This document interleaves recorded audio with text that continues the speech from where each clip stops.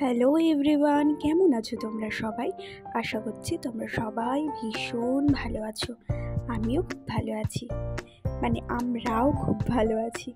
চলো সকাল সকাল আজকের ব্লগটা এনার্জি সহকারে শুরু করা যাক। জানো তো বন্ধুরা, বাইরে এত রোদ্দুর উঠেছে, সবারই এই গরমে ভীষণ কষ্ট হচ্ছে। আর তার জন্য আমি ঠিক করেছি, ওই আগের দিন তোমাদেরকে দেখিয়েছিলাম না, এই জায়গাটা একটু বেলা হয়ে গেলে রোদ্দুরটা চলে আসে। আর আমি ঠিক করেছি রোদ্দুরটা আসার আগেই রান্না বান্না সব কিছু একদম কমপ্লিট করে রেখে দেবো, জানো তো। তার জন্য সকাল সকাল এখন কটা বাজে জানো? 10টা বাজে। 10টার সময় এখানে উঠছি আর আলু ভাজাটা করে নিচ্ছি। যদিও আমি বসে বসে একটু ফোন ঘাঁটছিলাম, মা বললো আর ফোন ঘাঁটিস না, বেলা হয়ে গেলে তোরই কষ্ট হবে। তার জন্য মা সব কেটে কুটে দিয়েছে আর আমি এদিকে রান্নাটা বসিয়ে দিয়েছি। ওদিকে উচ্ছে আলু ভাজাটা হতে হতে এদিকে আমি আমের একটু চাটনি করব। এর আগে আমি কোনোদিনও আমের চাটনি করিনি, তো মা একটু একটু করে বলে দিচ্ছিল আর আমি সেটা শুনে শুনেই একটু একটু করে নিচ্ছিলাম। এভাবেই তো শিখবো বলো, কিছুটা মাদের থেকে, কিছুটা কাকিমাদের থেকে, আবার কিছুটা ইউটিউবটা আছেই হেল্প করার জন্য। তো তার জন্য দেখে দেখে শুনে শুনে শিখে নিচ্ছি আস্তে আস্তে সব কিছু। আর এখানে কী করলাম বলতো, আমটা দিয়ে ওই ফোড়ন দিয়ে আম দিয়ে তারপরে জল দিয়ে দিয়েছি। আর এই ফাঁকে টিফিনটা করে বিছনাপত্র সব গোছাতেও চলে এসেছি। আজকে কি করেছি জানো? বিছনাপত্র সব তোলার আগেই গিয়ে রান্নার প্রিপারেশনটা নিয়ে নিচ্ছি। ওই এখন উচ্ছে আর আলু ভাজাটা হচ্ছে, আর দেখলে চাটনির মধ্যেও জলটা দিয়ে এসেছি। আর এদিকে বিছনাটা সব গুছিয়ে নিয়ে গিয়ে কী করবো বলো তো, চাটনিতে চিনি আর ওই তোমার ভাজা যে মশলাটা, আগের দিন চাটনি করেছিলাম, অনেক দিন আগে চাটনি করেছিলাম, তো একবারে একটু বেশি করে ভাজা মশলা করে রেখে দিয়েছিলাম। এতে কিন্তু সুবিধাও হয়। দেখো আজকে কিন্তু আমাকে সেই ভাজা মশলাটা করতে হলো না, সুতরাং সেই ভাজা মশলাটা দিয়ে চাটনিটা নামিয়ে ফেলবো।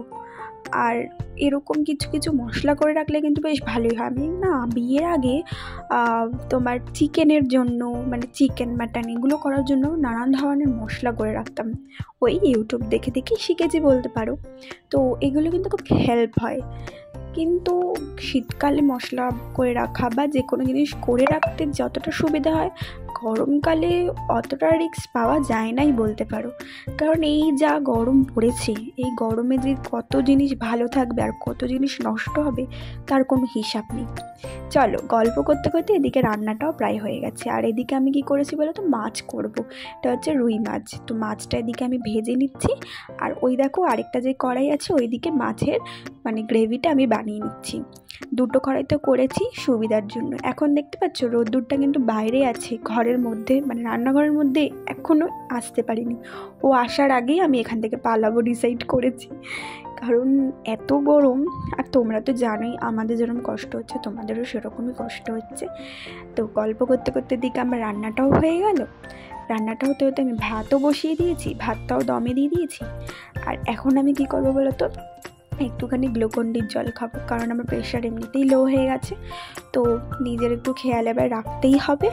তার জন্যে এখানে আমি একটুখানি গ্লুকন-ডির জল নিজে খাবো, আর একটুখানি আমার বড়বাবুর জন্য বানিয়েও রাখবো, কারণ সে রোদ্দুর থেকে আসবে কাজ করে। তো তার জন্য একটু গ্লুকন-ডির জল বানিয়ে রাখবো, আর এখন একটু নিজেও খেয়ে নিই। তো এদিকে গ্লুকন-ডিটা খেতে খেতে পাশের বাড়ির একটা বাচ্চা ছেলের সাথে আমি গল্প করছিলাম। ও বেশ খুব মজার মজার কথা বলে, তো কথাগুলো শুনতে আমার খুব ভাল লাগে। তোর কথাগুলো আমি শুনছিলাম। ওদিকে গ্লুকন-ডি খেয়ে এদিকে আমি চলে এসেছি আমার রান্নাঘর পরিষ্কার করতে। জানোই তো রান্নার পরে রান্নাঘর অগোছালো থাকলে আমার একদম ভাল লাগে না। তার জন্য ঝটপট করে আমি এদিকে রান্নাঘরটা পরিষ্কার করতে চলে এসেছি। এদিকে প্রথমে একটা শুকনো ন্যাকড়া দিয়ে যা নোংরা আছে সব কিছুকে পরিষ্কার করে দিলাম। তারপর স্কচ ব্রাইটের সাহায্যে আর ওই ভিম জেল লিকুইডটা দিয়ে সব টাইজে, তারপর যে স্ল্যাপে, তারপর গ্যাস ওভেনে সব কিছু দিয়ে এটা দিয়ে ভালো করে পরিষ্কার করে এই কাপড়টা দিয়ে মুছে, কাপড়টাকে যতবার মুছবো ততবার ধুয়ে মুছে তারপর একটা শুকনো ন্যাকড়া দিয়ে মুছে ব্যাস হয়ে যাবে আমার এখানে রান্নাঘরটা পরিষ্কার। তো চলো আর কি বেশি বকবক করছি না, তোমরা আমার এই রান্নাঘরটা পরিষ্কার করতে থাকো আর দেখতে থাকো আমি কি করছি।